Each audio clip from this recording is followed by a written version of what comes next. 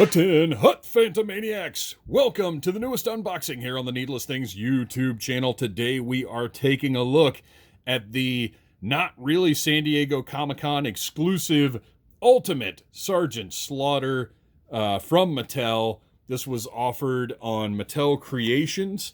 I didn't have a problem getting, I've got two of them. I've got one to get signed, one to keep, just to open up. And I didn't realize people were going to have a problem because I was able to get this and the Revelation Scare Glow pretty easily. But this packaging is gorgeous. As you can see, the artwork is like way over the top, beautiful, nice glossy WWE Ultimate Edition there. Listen up, maggots! I can't do a Sarge at all.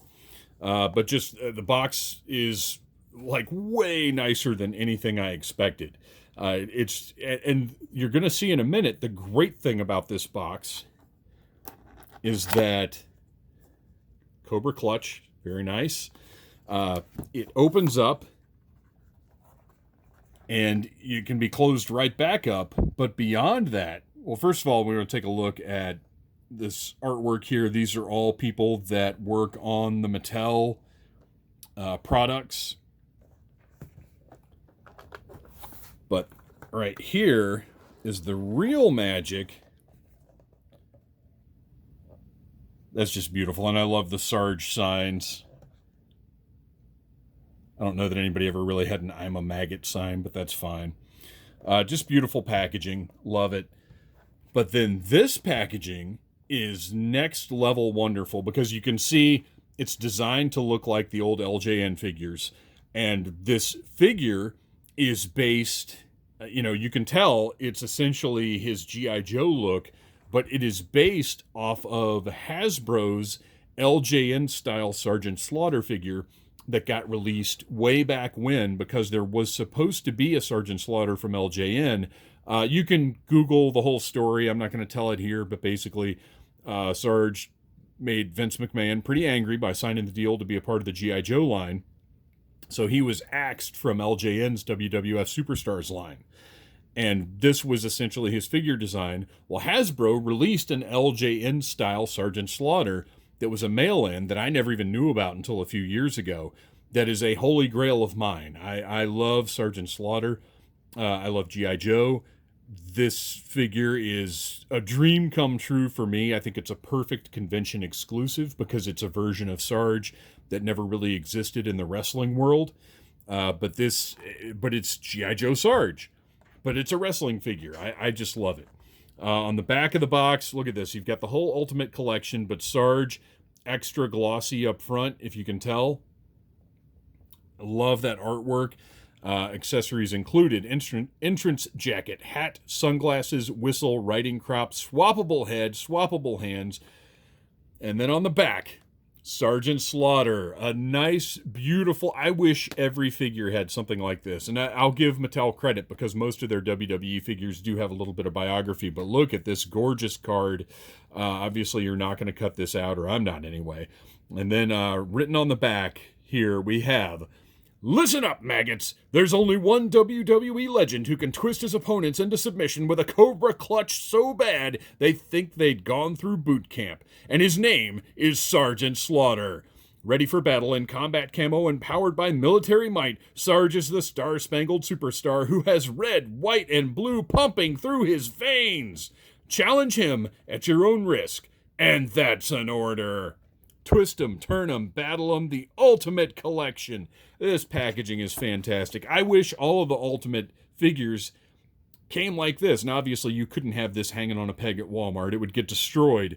And then this would just be too extravagant. It would be too much. This is some of the best packaging I've ever seen. And here's why. What? Let's see what we've got. Is this... Oh, okay. Just regular cardboard, but nice, double thick, sturdy. I'm going to set that aside. But you can see it just slid right off. And you've got the figure here. And then down here, what do we have here? Oh, it's a little box. A little resealable box with all of the accessories inside. This, I mean, I realize it's a little hyperbolic to go ahead and say right now that this is my favorite packaging of all time. But at the very least, this is incredible packaging. The resealable design is just unbelievable.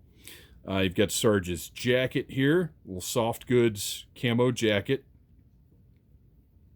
I'm trying to fold that collar down as best I can. Let's see how that looks on the figure. And then you've got all the interchangeable hands, the riding crop, the screaming head, which I love. And there's no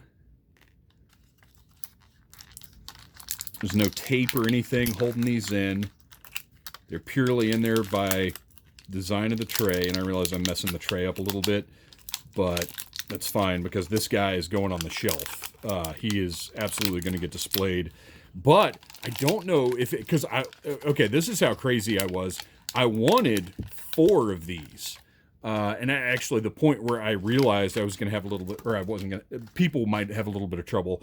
I had Mrs. Troublemaker trying to order 2 of them as well, because ideally, I would have gotten 1 to just open up and have on the shelf, 1 to get signed, 1 of the variant cards, which was a black card rather than the blue card, and then 1 regular one just sealed. Oh, that arm popped right off, didn't it?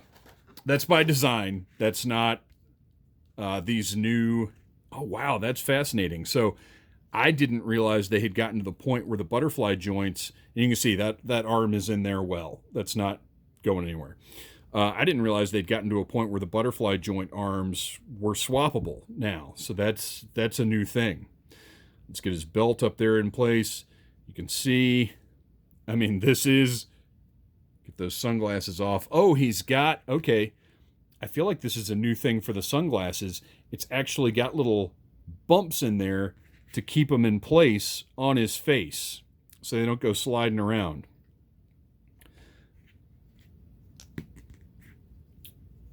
And then the hat.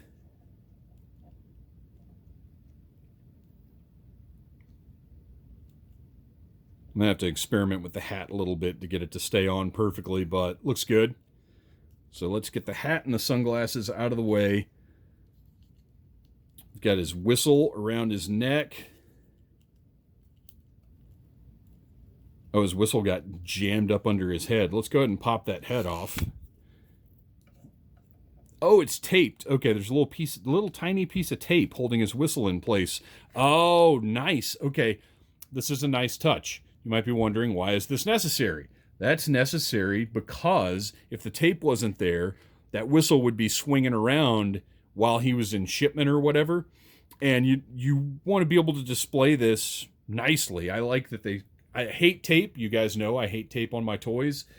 But in this instance, it's okay because if you're meant on card, you can open this up anyway. But I think some people... Once you've done what I've just done, even though I can put every single one of these pieces right back where it was, I think Mint on Card collectors would still consider this an opened figure.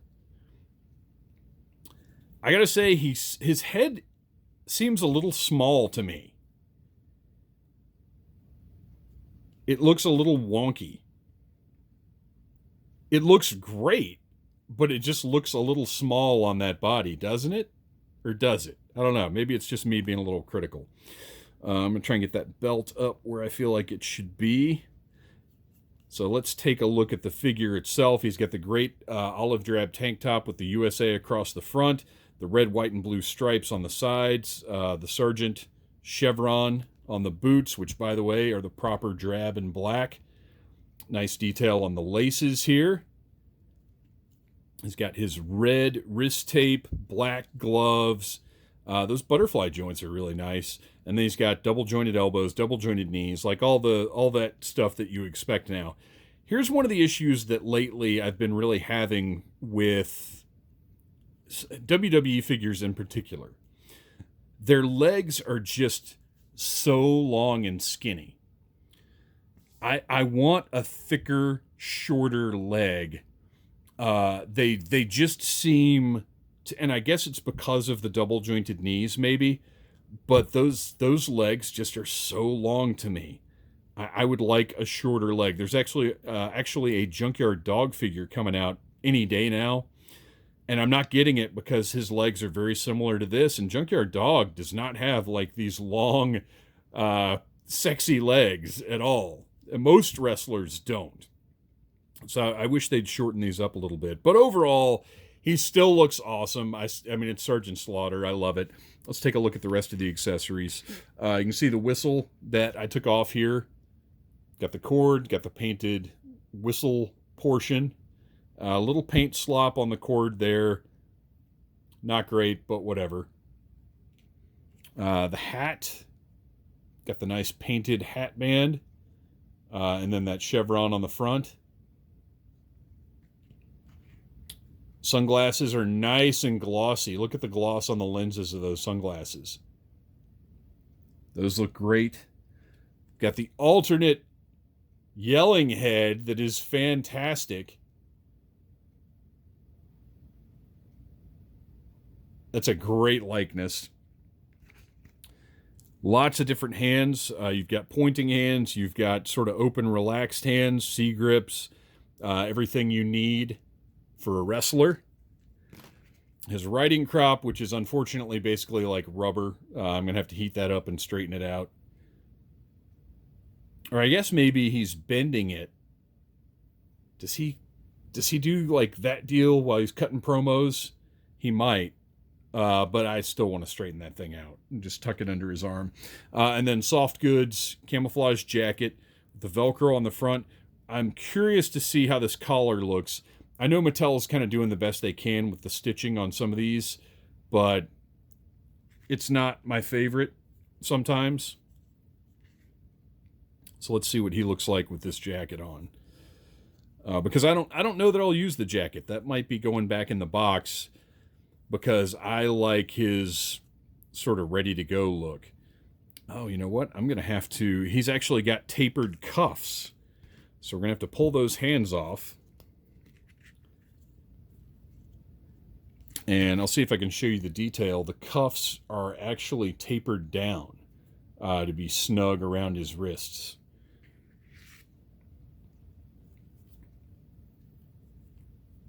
Which is a nice touch. A little extra bit of sewing there. Makes it look more jacket-like than just this weird, shapeless thing. All right. Pop that fist back on to keep the jacket in place. Get that one through.